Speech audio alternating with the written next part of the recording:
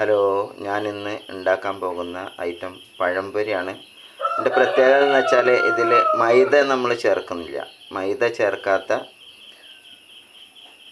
പഴംപൊരിയാണ്. പച്ചരി കുതിർത്ത് 4 മണിക്കൂർ കുതിർത്തിയിട്ടുള്ള പഴംപൊരിയാണ് ഞാൻ ഉണ്ടാക്കാൻ പോകുന്നത്. ഇതൊന്ന് അരച്ച് വരാം. അപ്പോൾ ഇത് നല്ല സ്മൂത്തായി അരച്ച് വന്നിട്ടുണ്ട്. ഇത് നമുക്കൊരു 4 മണിക്കൂർ 4-5 മണിക്കൂർ നമുക്ക് റെസ്റ്റ് ചെയ്യാൻ വെക്കാം. ഓക്കെ, 4 മണിക്കൂർ മുമ്പ് അരച്ച് വെച്ച മാവാണിത്. അതിലേക്ക് അത് അരക്കണ സമയത്ത് വിട്ടുപോയ കാര്യമുണ്ട്. അതിൽ പിന്നെ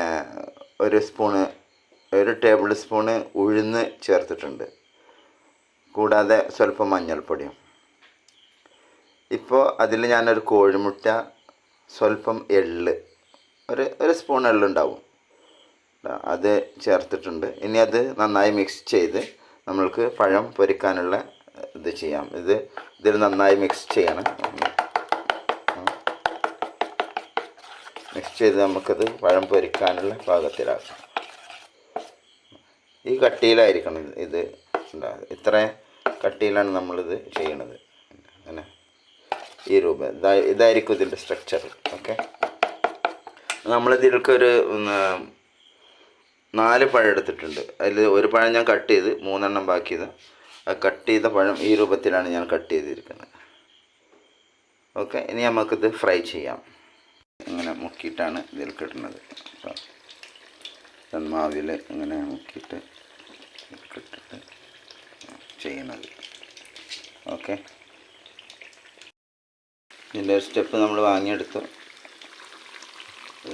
4 എണ്ണമാണ് അതിലുള്ളത്. ഓക്കെ, 4 പീസ് ആണ് കിട്ടിയിട്ടുള്ളത്. ഓക്കെ, പഴംപൊരി റെഡിയാണ്.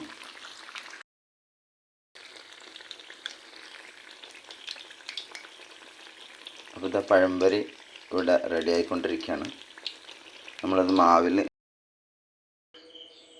അങ്ങനെ നമ്മുടെ പഴംപൊരി റെഡിയാണ്. ഈ പഴംപൊരിക്കുള്ള പ്രത്യേകത എന്താ വെച്ചാൽ മൈദ എന്ന് പറയുന്ന സാധനം ഇതിൽ തീരെ കൂട്ടിയിട്ടില്ല.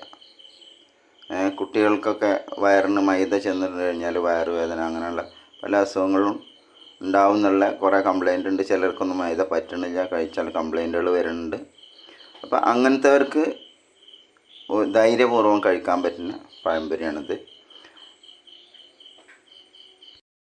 ഉണ്ടാക്കി നോക്കുക. ഇത് അരിയാണെന്ന് വിചാരിച്ചിട്ട് ഭയങ്കര ഹാർഡൊന്നുമല്ല, വളരെ സോഫ്റ്റാണ്.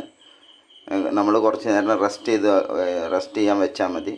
അതൊന്ന് ശ്രദ്ധിച്ചിട്ട് ചെയ്യുകയാണെങ്കിൽ വളരെ ഹെൽത്തിയാണ്, ഒരു കുഴപ്പമില്ലാത്ത സാധനമാണ്.